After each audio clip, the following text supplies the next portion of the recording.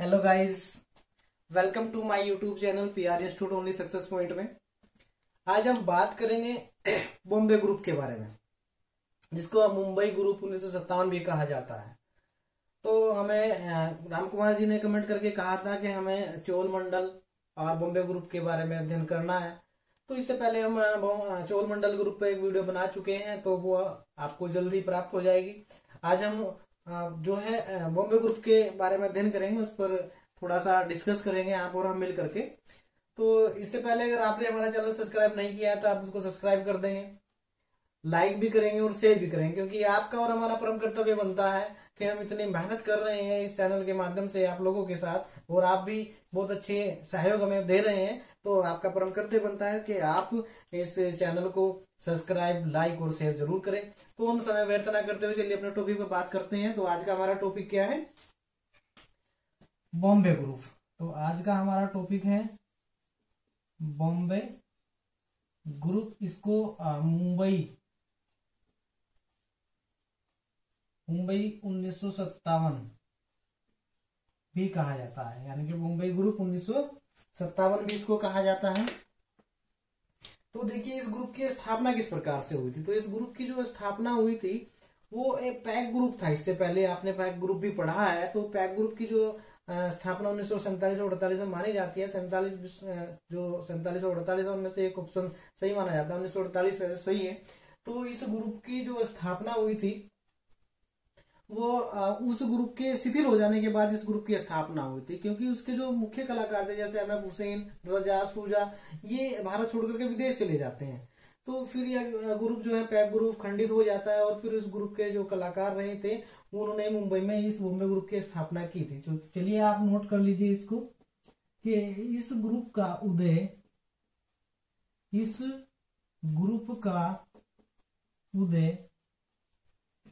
Peg group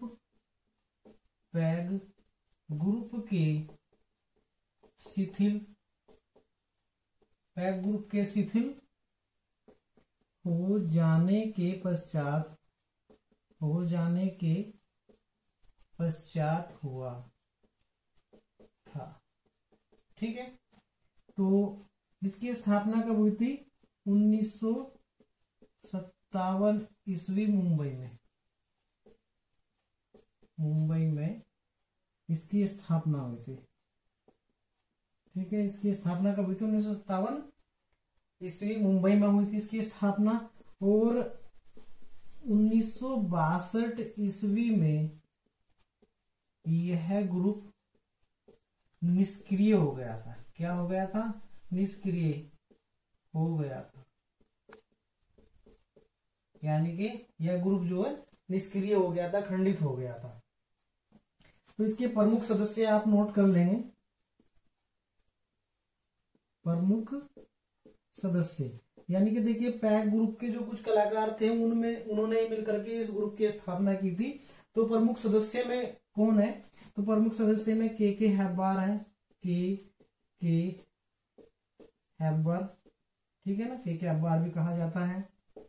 के H आरा है, करसन हवाला जी आरा, और हरि अंबादास गाड़े हैं।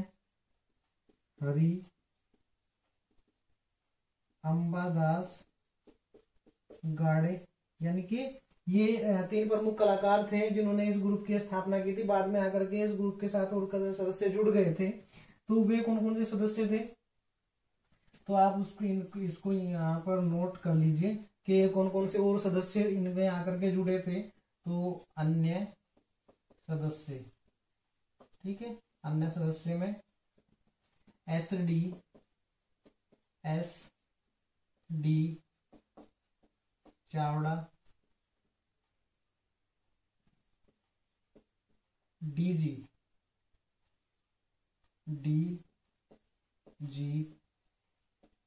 कुलकर्णी, जो ये अन्य सदस्य थे वे आकर के इसमें जुड़े थे। तो एस डी चावड़ा थे, डी जी कुलकर्णी थे, और हरकरसन लाल और वी एस गायतोड़े और VS गायतोड़े और मोहन सामंत, SB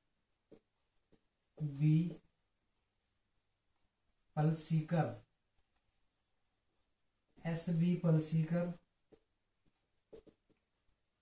बाबू राव सार्डवेलकर, अकबर पद्मसी, ठीक है ना, अकबर पद्मसी, और जहांगीर साबावाला, जहांगीर साबावाला, और होमी पटेल,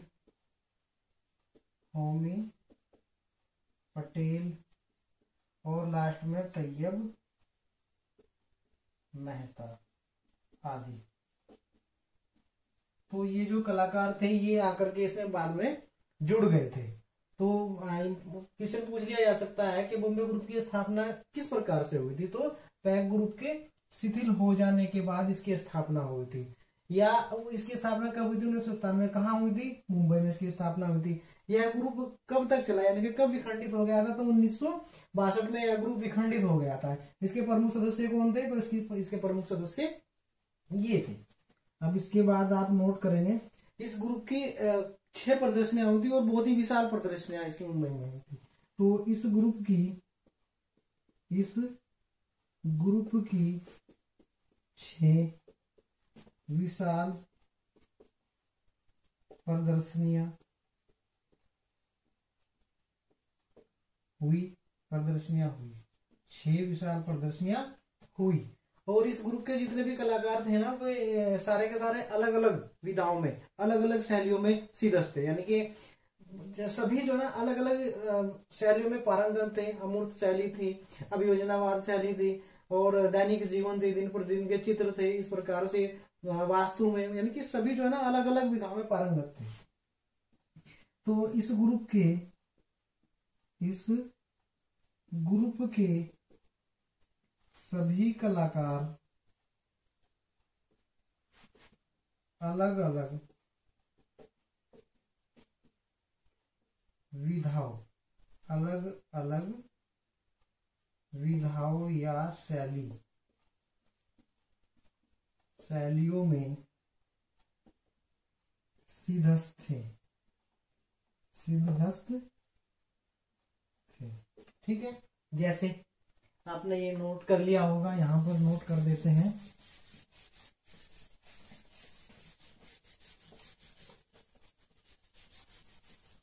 अलग अलग शैलियों में जो है सिद्धस्त थे, जैसे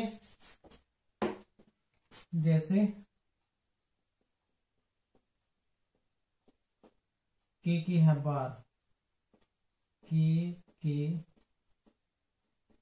हैबर जो थे, के हैबर किसमें थे? ये दिन प्रतिदिन, यानी कि जैसे दैनिक जीवन हो गया, इस प्रकार से दैनिक जीवन की घटनाओं का चित्रण करते थे। दैनिक जीवन की घटनाओं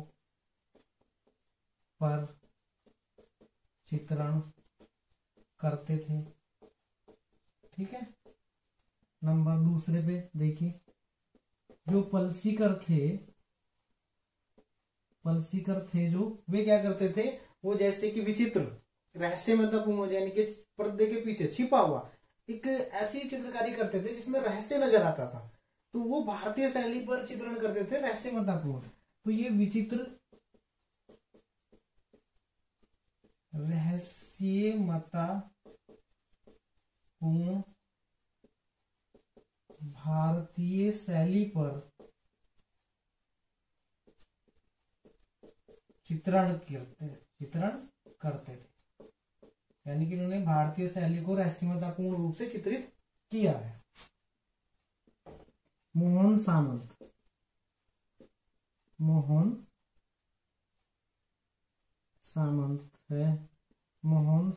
है, ये क्या करते थे? इन्होंने जो है ना आकारहीन, यानी कि चित्रों को बनाया है, छोटे बड़े आकार में बना दिया, बड़े आकार में, यानी कि कोई भी उनका आकार स्थिर नहीं था, तो उन्होंने आकारहीन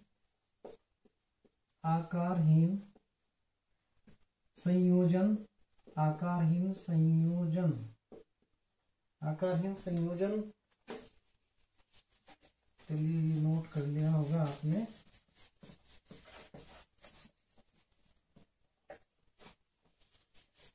आकारहीन संयोजन में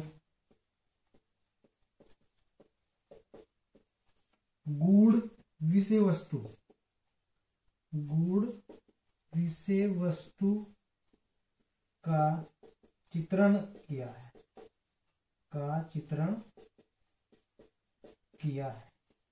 ठीक। अब हरकृष्ण लाल जो थे, उन्होंने क्या किया, अभिव्यंजनावाद था, अभिव्यंजनावाद का प्रभाव करने के लिए इन्होंने अभिव्यंजनावाद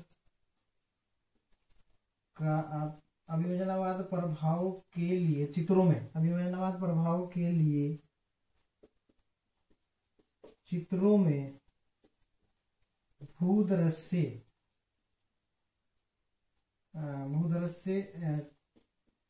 चित्रण के लिए, यानी कि अभिव्यंजनावाद प्रभाव के लिए चित्रों में भूदृश्य चित्रण के लिए चटक रंगों का प्रयोग किया।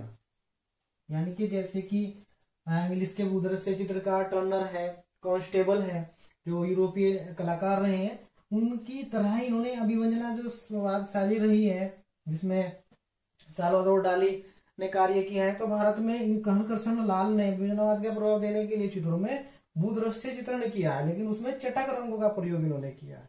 ठीक है। नेक्स्ट है आपके गाड़े जो थे, उन्होंने क्या किया है, गाड़े ने वास्तु, यानी कि गाड़े ने जो वास्तु शैली है, भवन चित्रकला, इस प्रकार से भवन बनाना, वास्तु शैली, उनको चित्रांकित करने के लिए उन्होंने टेक्सचर का प्रयोग किया है, यानी कि उसको टेक्सचर के रूप में दर्शाया गया है। तो गाड़े ने वास्तु संरचना के लिए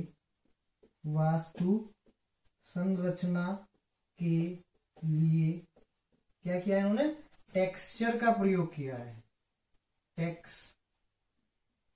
टेक्सचर का प्रयोग किया है। ठीक है। टेक्सचर का प्रयोग इन्होंने किया है। किसने किया है टेक्सचर का प्रयोग? गाड़े ने किया है। ठीक है। चलिए नेक्स्ट और यहां पर नोट कर लीजिए आप।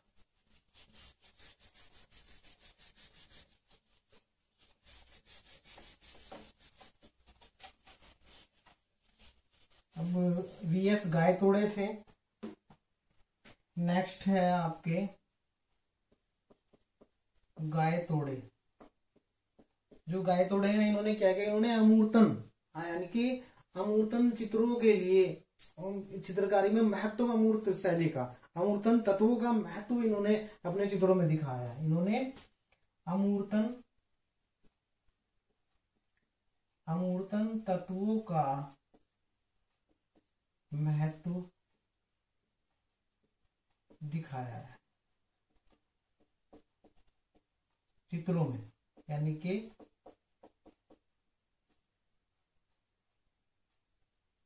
चित्रों में अमूर्तन तत्वों का महत्व इन्होंने दिखाया है। तो नेक्स्ट पॉइंट है, इस बॉम्बे ग्रुप के जो कलाकार थे वो तकनीकी शैली में पारंगत थे। इस ग्रुप के सभी कलाकार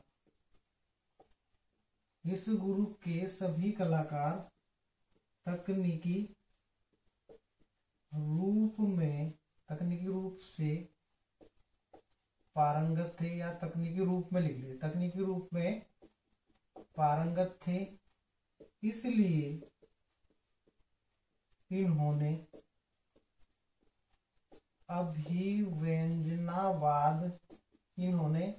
अभिव्यंजनावाद का अधिक